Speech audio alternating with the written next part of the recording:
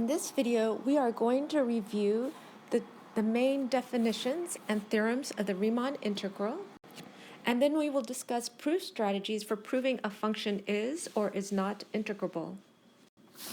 I normally don't do review videos, but as we go forward and we prove many properties of Riemann integral and then look at many functions and determine if they're integrable or not, it's important that we have all these basic definitions, that we become fluent in them so that we can discuss more advanced usage of these items, and also because the notation looks suspiciously the same, like UFP versus UF. There's a big difference between them, and we need to be comfortable with these inequalities where it's just a bunch of L's, P's, and F's and Q's, because this is not something you necessarily want to memorize. It's something that if you need to figure it out, you can, and it means something to you. And the reason why you don't want to simply memorize it is because later in proofs, you might need to combine it or compare it to other things like UF and LF. And finally, I want to go over proof strategies. Some of these we have already used in the video introducing the Riemann integral, and others we haven't used yet. But instead of just throwing these strategies in a complicated proof, in the middle of a complicated proof, I think it's good that we just become familiar with them now. So as the proofs become more complicated, at least these tricks are something you've seen before. First, to remind you that this theorem, condition for integrable, if f is a bounded function on the interval, closed interval ab, then f is integrable if and only if for each epsilon greater than 0, there exists a partition of the interval ab such that the upper sum of f with respect to the partition minus the lower sum with respect to the partition is less than epsilon, so that the difference between the upper sum and lower sum can be made arbitrarily small. We're going to back up and go over some of these definitions here, and then we'll come back and take another look at this again. So first, let's talk about a partition, because I mentioned a partition. So a partition, P, is just a set of numbers, x0, x1, up to xn, so it's a finite set, such that x0 is less than x1, which is less than x2, which is less than up to xn. And also such that for our interval AB, A is equal to x0 and B is equal to xn. So here is our picture. If we have an interval from A to B and we want to divide it into 4 partitions, so we'd have x1, x2, x3, and x4, we'll have A equal to x0, and then we'll have an x1, x2, x3, and then x4 equals to B. And continuing with this definition, so for each I equal 1 to n, we have the maximum, capital M of I of f, of the function f. And that's equal to the sup, or the maximum, of f of x for x in the interval I minus 1 to I1. So over here, between x0 and x1, so our capital M of 1 is the maximum value of the function, which occurs here. So I have that labeled as M1. Our minimum value, or lowercase m I of f, minimum function value, is the infimum, or the minimum of f of x for x in this interval x minus 1 xi. So for x1, we're looking at x0 to x1, and the minimum here occurs kind of at the end of the interval, and I have that labeled in green, little m1. And then we define delta x of I for the interval. That's just the length of the interval. So it'll be x of I minus x of I minus 1. And now we can define the upper sum of f with our function with respect to the partition, and it's designated u of fp. So this is the upper sum, and it's dependent on the function and the partition. So different partitions will give us different upper sums. And what that is it's the summation of the maximums times the length of the interval. So if I look at and also the intervals don't need to be equal length. So if I look over here at this example, my mi is kind of like the maximum height of the function for the interval times the length of the interval. So it's this area of this rectangle. The lower sum is the minimum numbers times the length of the interval. So that would be the area of the rectangle with the minimum as the height of the rectangle. Okay, so we have our maximum of the function, our minimum of the function, and we have an upper sum, and we have a lower sum. Now we can define the upper integral. So UF is equal to the infimum of all the upper sums over all the different partitions. Remember, we said the upper sums is dependent on the partitions. So if we look at all possible partitions, then we'll take the smallest of the upper sum, and that will be UF, and that will be called the upper integral of f on AB. Similarly, we define the lower integral of f on AB as the sup, the maximum of all the lower sums across all the possible partitions. And then if the lower and upper sums are equal here, if LF is equal to UF, we see F is Riemann integrable on AB, and we denote their common value by our normal integral notation. That is, so LF is equal to UF, then we have this Riemann integral, what we call the Riemann integral. Before I go on, I want to talk about or give a little more insight why this upper integral is the infimum as opposed to the supremum, why the upper integral is the infimum of all the upper sums, and the lower integral is the supremum of all the lower sums.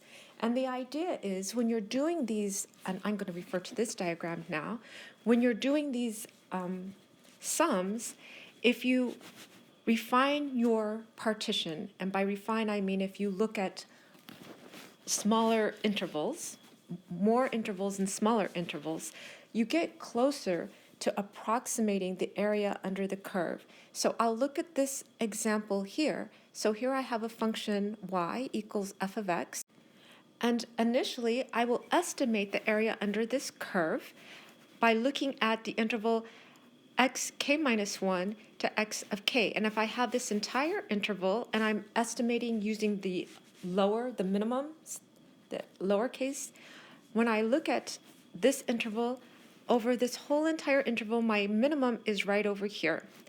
And so this blue box here will be my lower sum.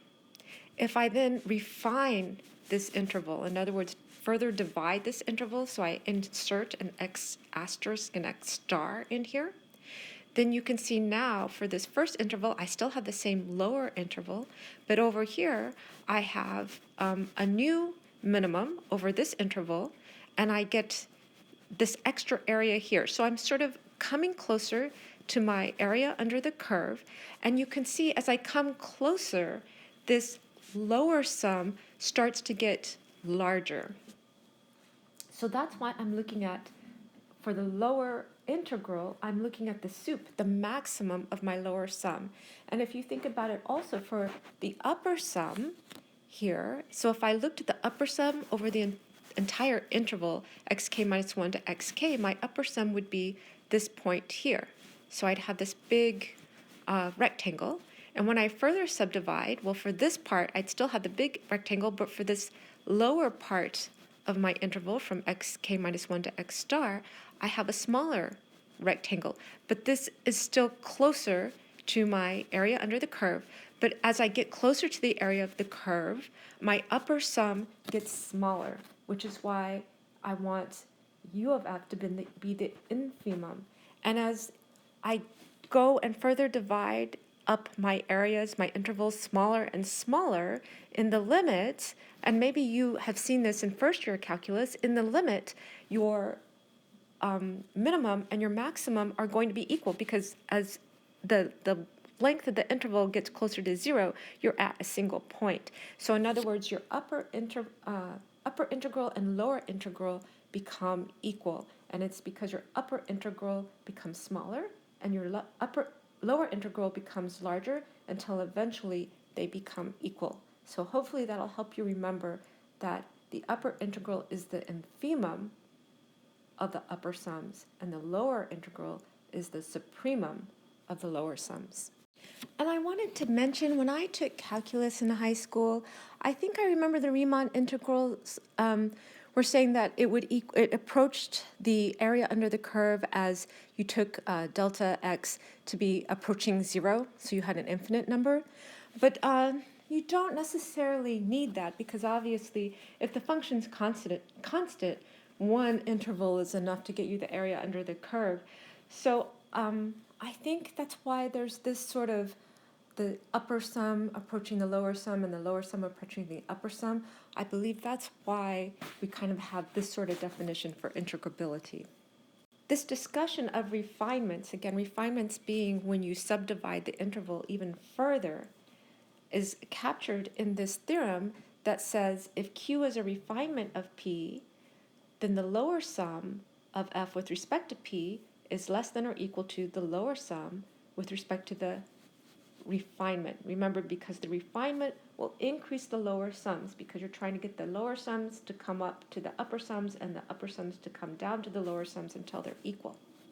And then, of course, the lower sums are less than the upper sums, simply by definition, because the upper sums take the sum of the maximum values of the function, whereas the lower sums take the sum of the values of the lowest values of the function. So this is simply from the definition. And then finally here, again, the upper sum of the refinement will be less than or equal to the upper sum of the partition. Because as you get finer and finer analysis of the interval, then your upper sum will become smaller, and it'll start to approach the lower sum. So the refinement is less than the upper sum of the P. Here we have our definition if F is Riemann integrable, so we can show that the upper and lower integrals are equal. So that's one way of proving something is integrable.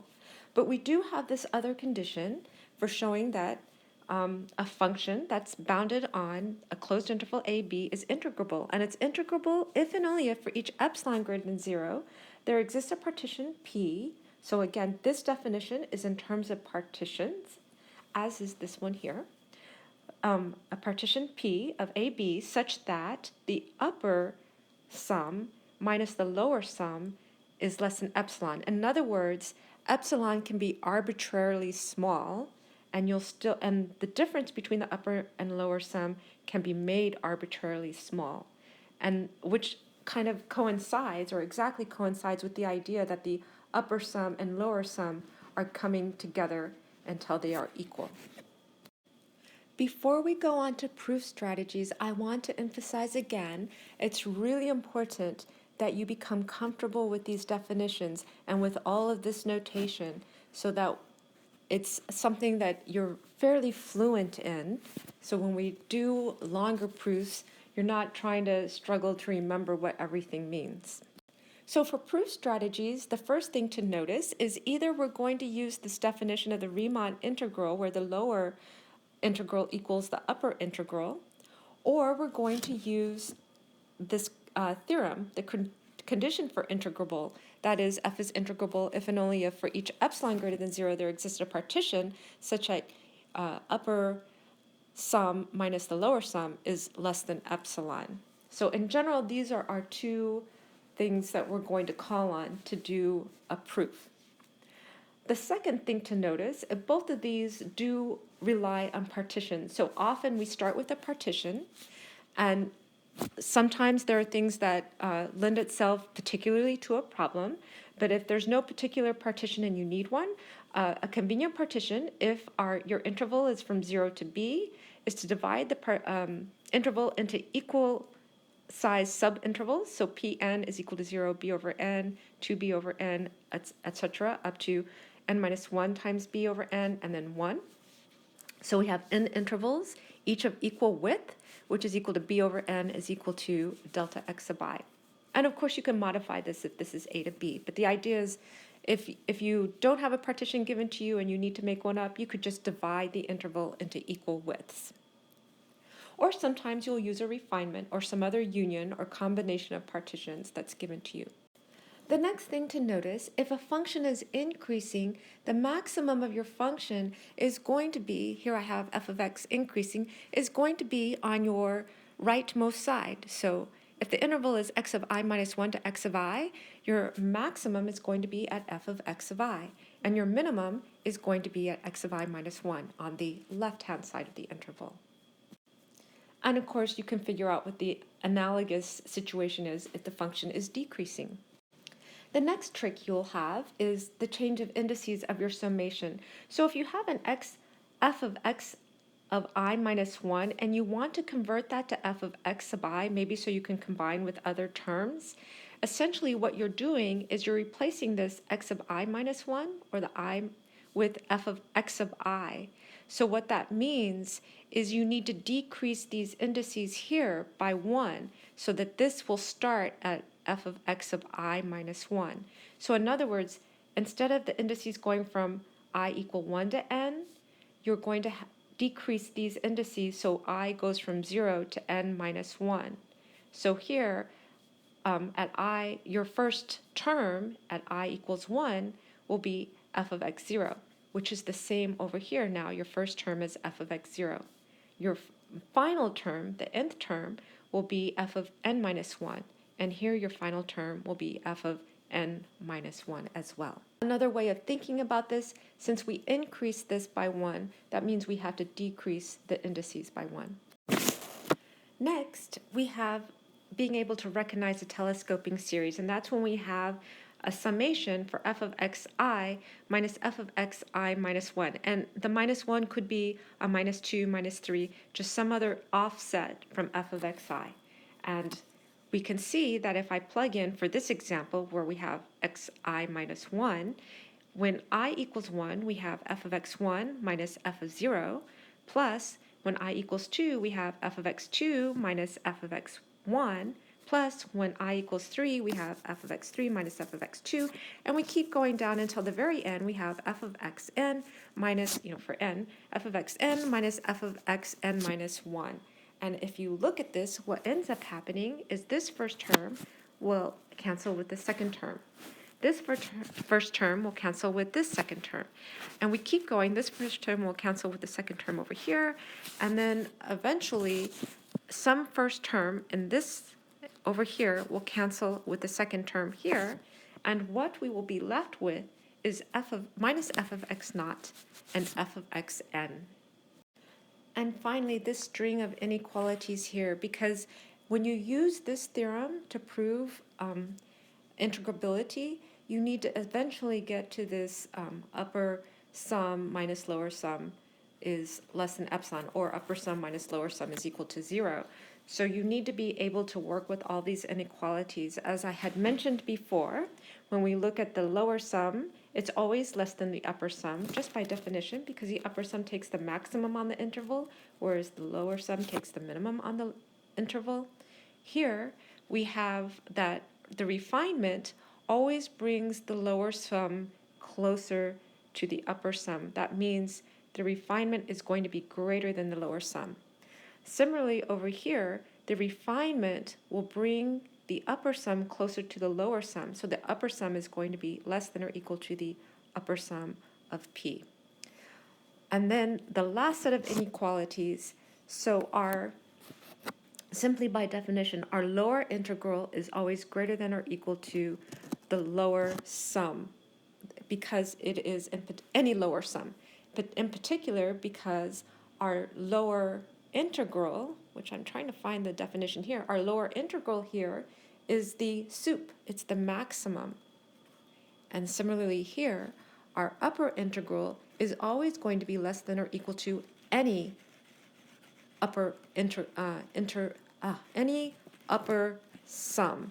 And again, because our lower integral is the infimum of all the upper sums.